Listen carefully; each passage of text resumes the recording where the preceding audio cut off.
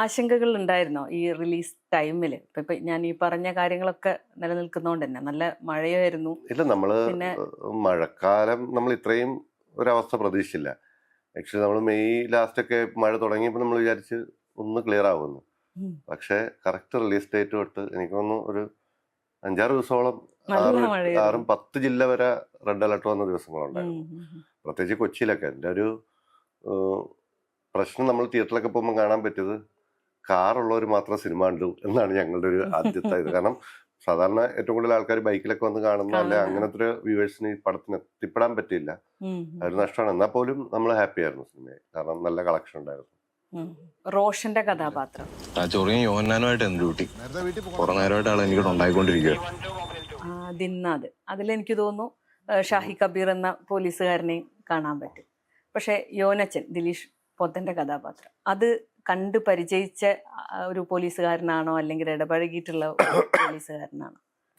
ഇത് പല ആൾക്കാരുടെയും പല രീതിയാണ്. ഞാൻ പറഞ്ഞ അങ്ങനെ ഒരു കണ്ടുപഴക്കമല്ല ആക്ച്വലി. പോത്തട്ടൻ്റെ നമ്മൾ ക്യാരക്ടർ ഡീറ്റെയിൽ ചെയ്യുമ്പോൾ തന്നെ പറയുന്നത്, ഒരു പോലീസുകാരന് 10-20 വർഷം എക്സ്പീരിയൻസ് ആയി കഴിയുമ്പോൾ അയാളുടെ സ്വഭാവം രണ്ടെണ്ണമാണ്. ഒന്ന് അയാളുടെ പേഴ്സണൽ ആൾക്കാരോടുള്ള ഒരു സ്വഭാവവും പ്രൊഫഷണൽ സ്വഭാവം രണ്ടാണ്. ഇപ്പം പോലീസുകാരുടെ ഒന്നാമത്തെ പണി എന്ന് പറയുന്നത് സ്വന്തം പണി പോകാതെ നോക്കലാണ്. കാരണം എന്തും ചെറിയ വിഷയങ്ങൾ ഇപ്പോൾ ഒരു സസ്പെൻഷനിലെത്താം. പോലീസിന്റെ കാര്യത്തിൽ പിന്നെ ചോദ്യമില്ല, സസ്പെൻഡ് ചെയ്തിട്ട് അന്വേഷണമുള്ളൂ. അങ്ങനെ ഒരു സിറ്റുവേഷനാണ് ചില പോലീസ്. കാരണം ഒരു പരാതി വന്നാൽ സസ്പെൻഡ് ചെയ്യൂ, എന്നിട്ട് നമുക്ക് അന്വേഷിച്ചിട്ട് എടുക്കാം എന്നുള്ളതാണ്. ഫസ്റ്റ് സസ്പെൻഷൻ ആയിരിക്കും. അപ്പോൾ അതുകൊണ്ട് തന്നെ പണി പോകാതിരിക്കുന്നത്. അപ്പം ഇത് ഏറ്റവും കൂടുതൽ നന്നായിട്ട് അറിയാവുന്ന ഇത്രയും വർഷം സർവീസ് ഉള്ളവരാണ്.